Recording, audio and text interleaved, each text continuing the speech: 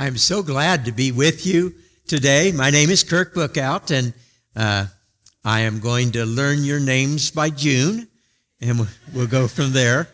I'll tell you just the tiniest bit that I can about myself, just so you know who you're dealing with.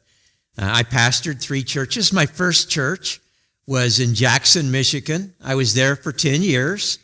It was supposed to be 15, but there was good behavior. And I worked in state ministries. And the last 20 years or so, I worked in national ministries at Church of God Ministries, where I met Mark Richardson, your state pastor. And then I worked at Children of Promise, which was one of the greatest blessings I've had in life. At Church of God Ministries, by the way, Mark became a good friend. He became a confidant, someone that I really like, someone that I trust, and has had wisdom and has been a blessing to me as a friend. And then I met his wife, Sharon, and I like her even better. That's not hard to do, Sharon. And I'm here because Mark called and he said that he thought this would be good. And I trust him a lot. I strongly believe in state ministries in the Church of God. And if you want to ask me any questions about why at some time, I'll be glad to. I have a history, and I'm known by some people as someone who happens to like stories. And that's true. And in fact, I thought I would just immerse you today because I really only have one story to tell. I've been to a lot of churches where after church someone will walk up and say, "Well, that was not. Was that a sermon?" And I really don't care. It can be a sermon if you want it to be.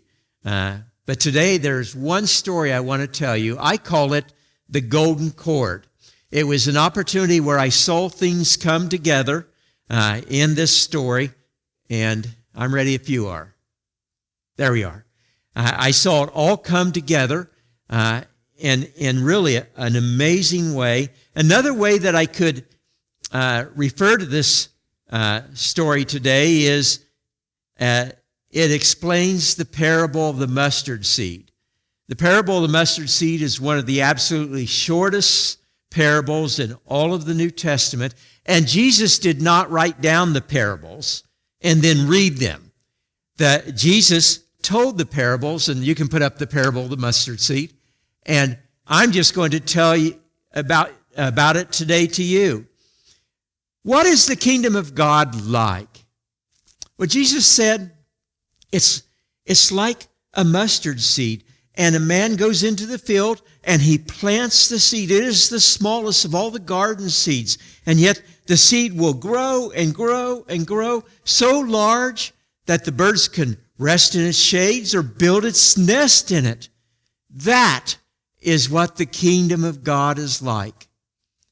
I was very blessed to see the way that this played out and helped me understand this parable in ways I had not before. I was working at Church of God Ministries at the time. Mark, that was before you were ever there.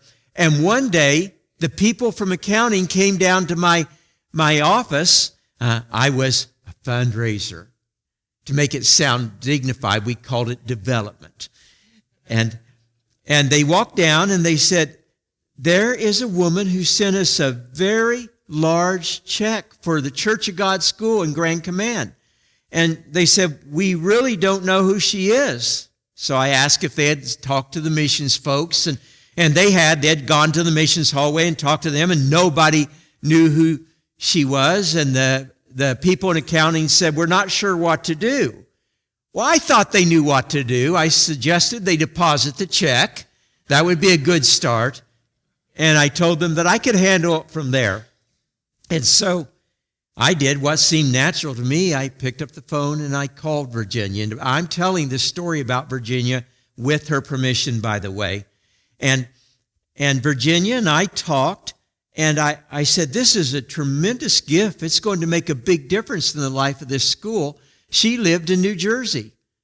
So I said, "How is it that a woman in New Jersey that we don't even know about sent such a big check to our school in Grand Command. And she said, oh, there's a story. And if you're ever in my area, drop by and I'll tell it to you.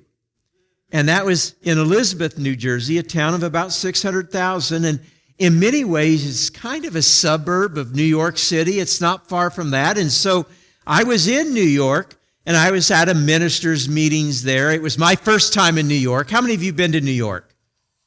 My first strong impression of New York was every time I crossed a bridge, it cost me money.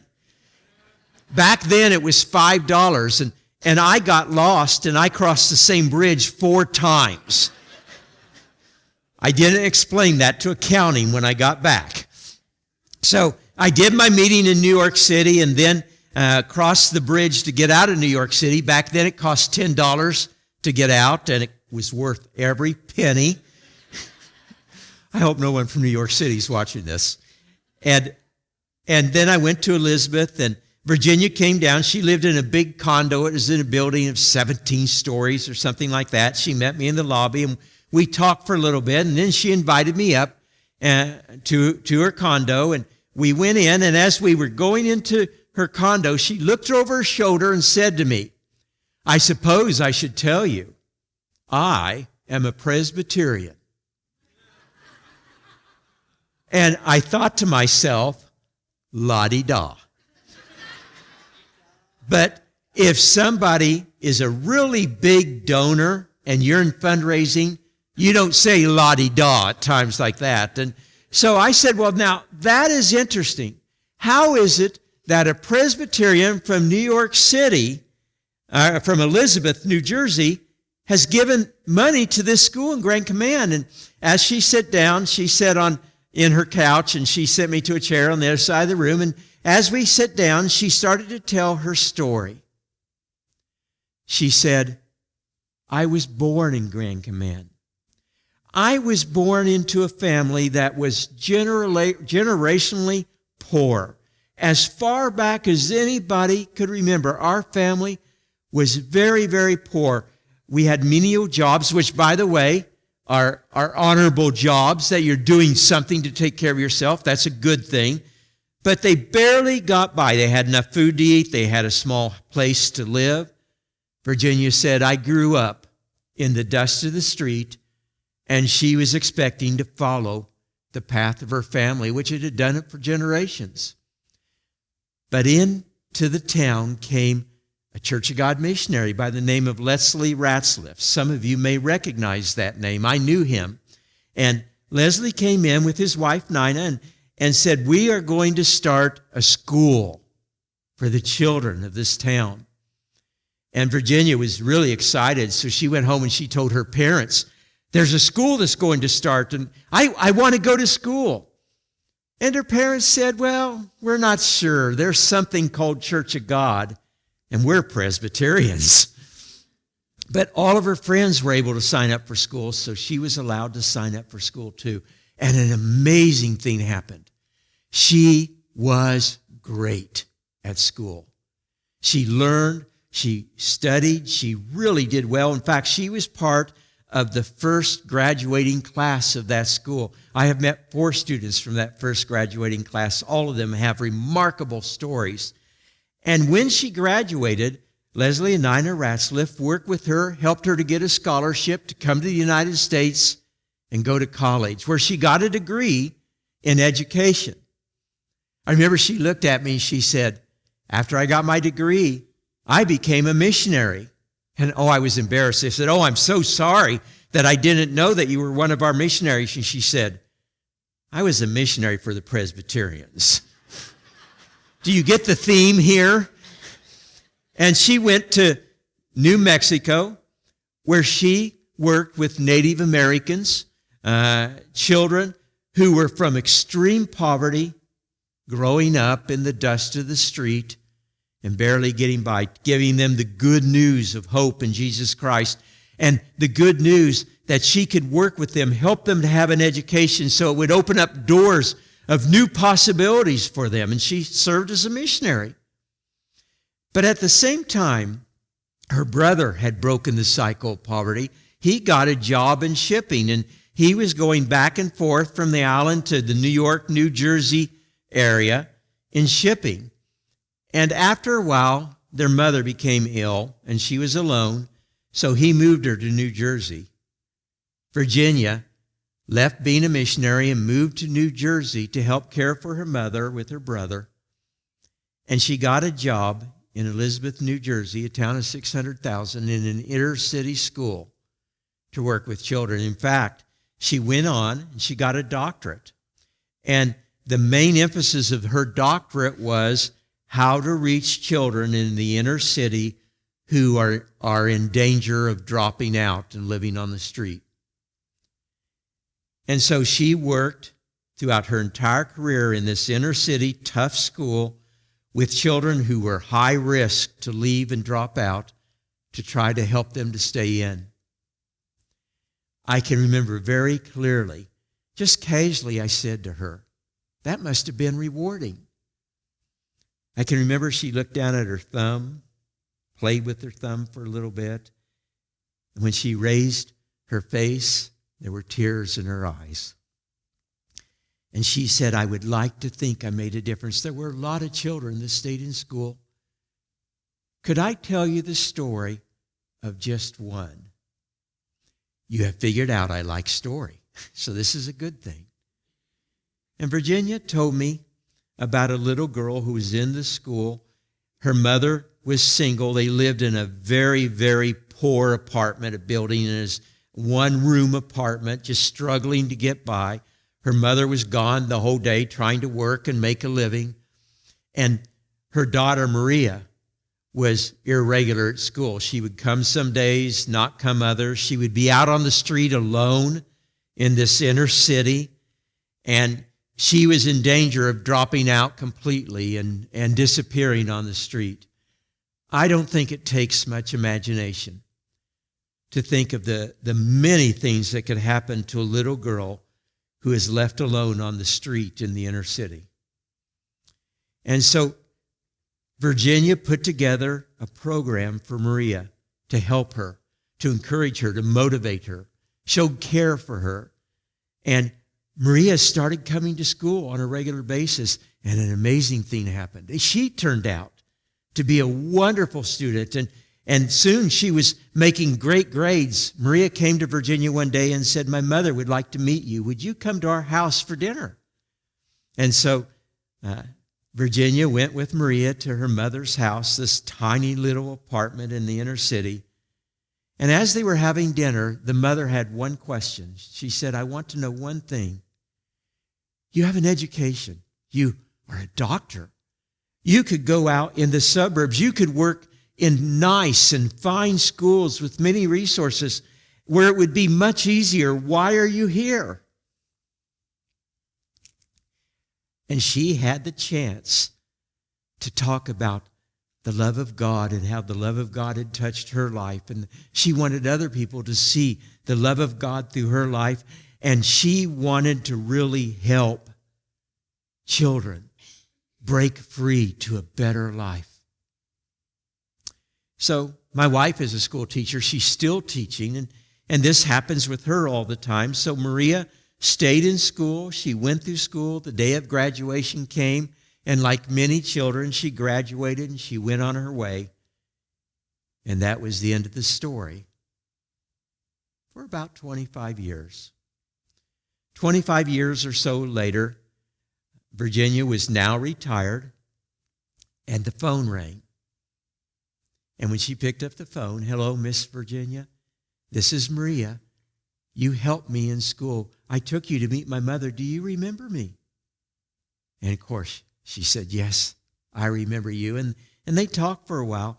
And Maria had graduated from school. She went on, lived in Tampa, Florida, was a certified public accountant, a CPA, had a wonderful job, a good income. And if I stopped right here, this is a great story.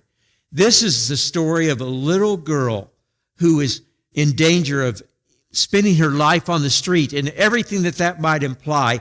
And now her whole life has changed. She's productive in society. She's making a good income, has a good life. Everything has changed because of the influence of Virginia, but it doesn't stop there. Maria said, I never could forget what you did for me and the difference that you have made in my life. And so, Virginia, I went back to school. I got a degree to teach. And now, I'm in the inner city, in Tampa, and I'm teaching children. I want to help children who are in danger of giving up and dropping out of school to stay in school so that they have the opportunities that education brings to keep them off the city, the inner city streets, because so many bad things can happen. I want to help children and make a difference.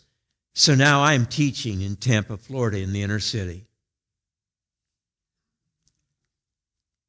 I mentioned my wife is a teacher, and so I'm making a guess, but I think it's an educated guess, that if somebody had a great job with a great income and they set that aside because they want to go to the inner city to touch lives and to pour herself into making a difference in the life of children, I've got to believe there's a really good chance that's exactly what she's doing. And as far as I know, she's still doing it today.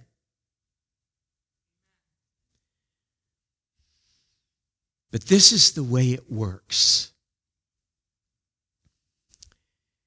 There may be some children, there probably are some children in the inner city in Tampa who will look back and they will remember a teacher who really cared, who really wanted to make a difference, who poured her life into touching their lives. And they'll look back and they'll say, she made a difference in my life. And they are so thankful for Maria. But they don't know anything about Virginia. Maria looks back, and she looked back at her life and said, it's made such a difference in my life. I want to make a difference like that. And she is so thankful for Virginia. But she doesn't know anything about Leslie and Nina Ratzliff. I sat in Virginia's apartment or condo and listened to her talk about her story and the difference that Leslie and Nina Ratzliff made in her life. In fact, Nina died several years before, but she stayed in contact with Leslie until he died. And they made all the difference in her life, and she is so thankful for them. But this is what she doesn't know. Back in 1938 or 1939, Leslie and Nina Ratzliff felt the call of God to be missionaries, to go to Grand Command and start a school. And they went around. They talked to family. They talked to friends. They went around to churches everywhere, a little church here, a little church there, a little church here, all over the place, and just telling their story and saying, God has called us to start this school and to be missionaries there. Would you partner with us? Would you be part of that? Would you like to help us do that? And all over, these little churches came together and they made the gifts. Now, let me tell you something. How many of you were born and raised in the Church of God? Oh, but there's a lot of you who weren't. So let me tell you something about the Church of God. We have historically been incredibly proud of our lack of organization. And back in 1938 and 39, in the national offices of the Church of God, nobody thought it was worthwhile to save the records of what churches gave and who supported missions. So we don't have the records. We don't know who did it. But there were all these little churches where people came together, and probably like my wife and I, when we give to missions or something in our church, we make the gift, we make the decision, we hear the story, we're glad that it's happening. Then after church, I'm liable to say to my wife, want to go get pizza? And we go out and we eat, and then we go on with our life.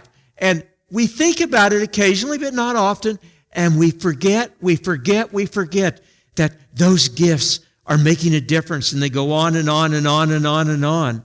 And today, in Grand Command, that is the largest private school in all of the islands. And people we don't even know, churches we don't even know, planted seeds back then, and look what has happened. Now, this is a good place to stop. It's a great story because this is a church that reaches out beyond its walls You do missions. You mentioned your missions trip today. You do things in the community. And so you plant seeds. But wait, I feel like a TV commercial. There's more. I sat with Leslie Ratzliff as he told me about being a missionary and starting that. And Leslie told me a story that's a public story. He told many people this story. In fact, he wrote a book, and this story is in the book that he wrote. Leslie was born in South Dakota, and he lived a few miles outside on a farm of a very small village in South Dakota. And his dad was a farmer. And Leslie told me his dad was a mean and cruel man. He was harsh, he was cruel. They lived isolated, and he was cruel in many ways. He told me, for example, that he had two little twin sisters. And one winter, the twin sisters, who were 3 or 4 years old, they had wooden matches back then, and they got a hold of wooden matches, and they ate the ends off the wood matches, and it made them sick, and they started crying. Leslie's father, to punish them for crying because they wouldn't stop crying, put them down in the cellar at night where there was no electricity, no light, or anything, and locked the door and would not allow any of the family to go down to check on them. These 3 or 4-year-old girls down in that total darkness all night. In the morning when they went down to get them, they had frozen to death.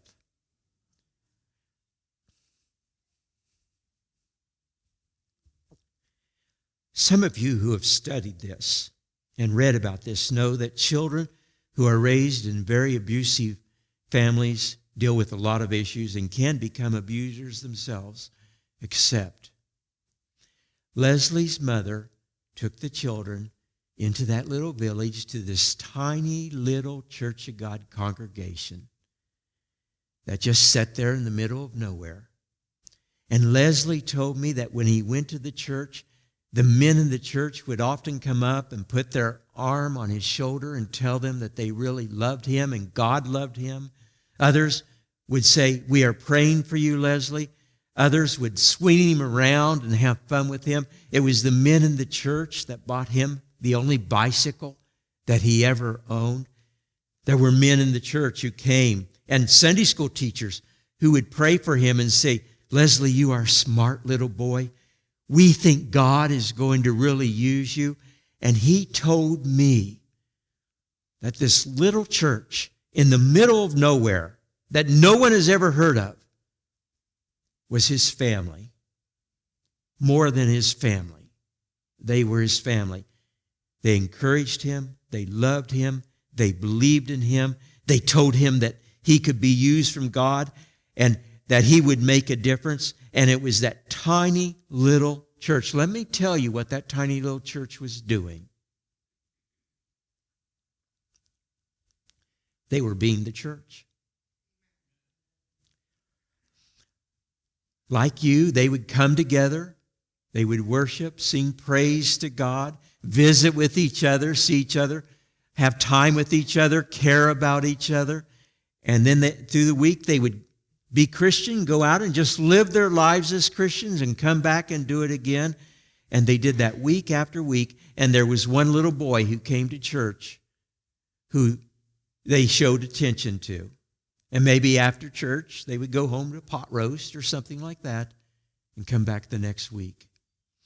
They were simply Christian folks being Christian.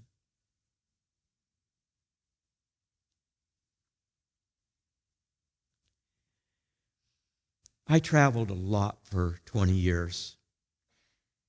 It was very common for me to go to a church and have somebody in the church come up to me, or the pastor talking about their little church, often in the middle of nowhere, and they would start to begin a sentence with this phrase, I'm only trying to be a Christian. I'm not important. Our church is just a little church. It doesn't make much difference. We're not smart enough to know that.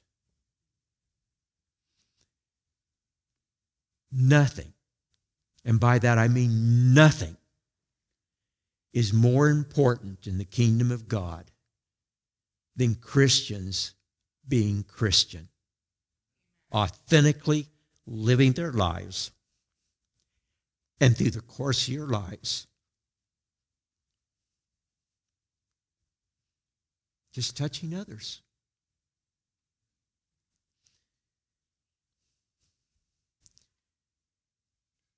And that's what happens here. You never really know, with all of the little seeds that you plant, what it means. I mentioned my wife is still teaching for a long time now.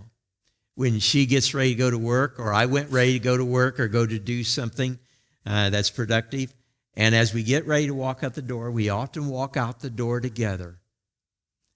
And one of us will say to the other,